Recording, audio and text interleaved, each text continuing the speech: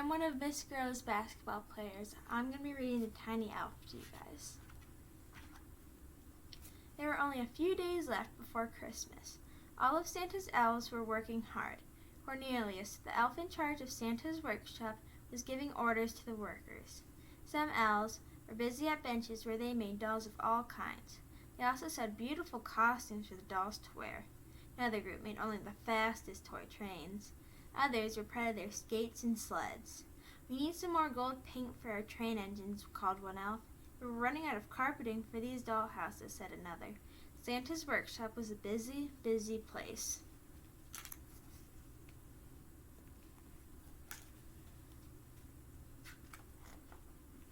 One of Santa's elves, though, a tiny elf named Casey, was not assigned to any of the workbenches in Santa's workshop. For years, Casey had been trying to show that he too could make beautiful toys, but every time he tried, things just went wrong.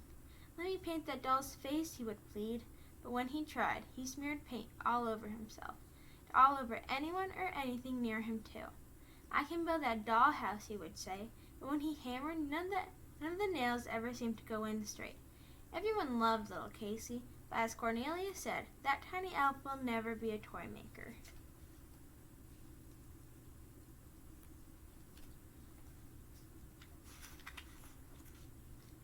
Every year, after Santa delivered to all the children, he came back to his workshop to thank the elves. They gathered around to hear how Rudolph had lighted this way for Santa's sleigh. Cornelius said, "Remember when Tracy got that special baby doll she wanted?"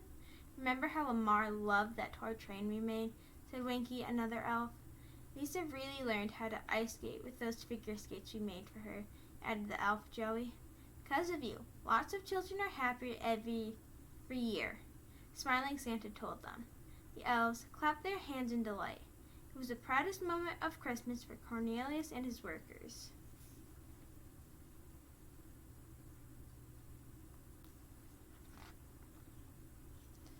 On this day before Christmas Eve, as the elves worked faster and faster, the door to the workshop suddenly swung open, and who should come through the door but Santa himself. "How are things going?" he asked Cornelius. "We're doing our best, Santa," said Cornelius. "We'll work late tonight if we have to. Promise that we won't leave a single toy unfinished." Santa looked at the thick sheaf of papers in his hand. "Here are the latest letters children have sent to me," he told Cornelius. "Just be sure we don't forget anyone." Santa read through the letters, showing each one to Cornelius.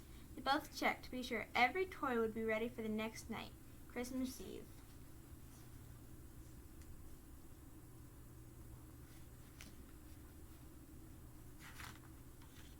After Santa left, Cornelius went around from workbench to workbench, giving last-minute orders for toys. Casey followed him through the workshop. "We're going to need another one of those trains with the big engines," he told the elf in charge, making all the toy trains. "Oh, please let me make that train," pleaded Casey, tugging on Cornelius' sleeve. But Cornelius just smiled and patted Casey on the head. "I'd like to let you try, Casey, but we don't have time. Maybe next year." Casey sighed. Why wouldn't they ever let him do anything important? He went over and sat down in one of the toy wagons. "It isn't fair," he said to himself.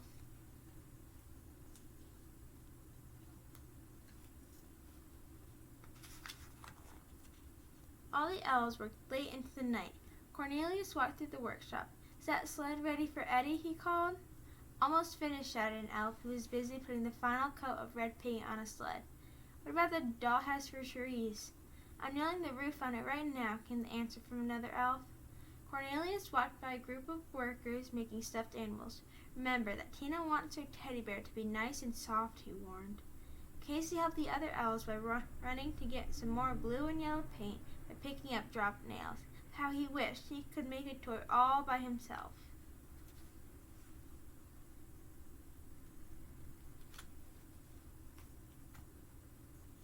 Finally, when the clock struck midnight, the weary elves finished the last toy. "Tomorrow," said Cornelius, "we only have to help Santa load up his sleigh." Tomorrow would be Christmas Eve. As the elves filed out of Santa's workshop, Casey turned back to take a final look at all the wonderful toys the elves had made. But what was that piece of paper lying beneath Cornelius's desk? Casey ran back into the workshop and picked it up from the floor. "Oh no," he cried when he read it. The elves had forgotten one last toy.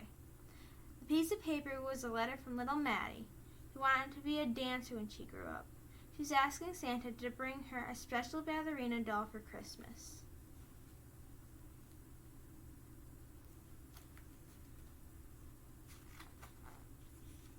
What was Casey to do? By now, the other elves were in bed.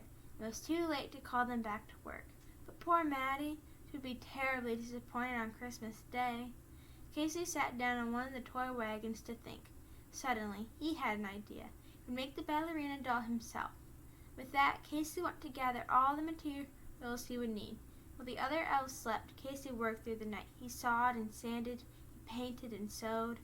Just as the morning sun peeked in the windows of the workshop, Casey held up his finished doll. He made a beautiful ballerina with dark hair, sparkling eyes, a pink dancing costume, and pink ballet slippers. Now it was ready to pack on Santa's sleigh.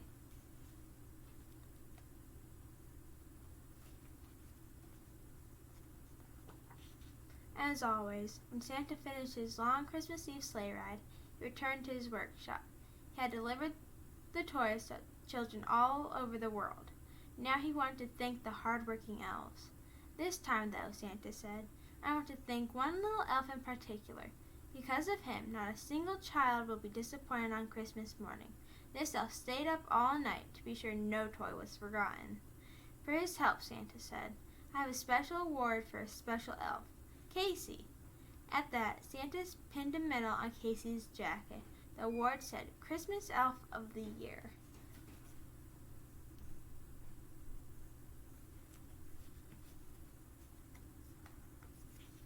Casey was the happiest little elf in Santaland that year. He puffed his chest out proudly as he wore the medal pinned to his jacket. "Next year," said Cornelius, "Casey will be in charge of making all our dancing dolls. Best of all, Maddie and her ballerina doll had the most special Christmas ever." The end. Thank you guys for listening, and I hope you have a great Christmas.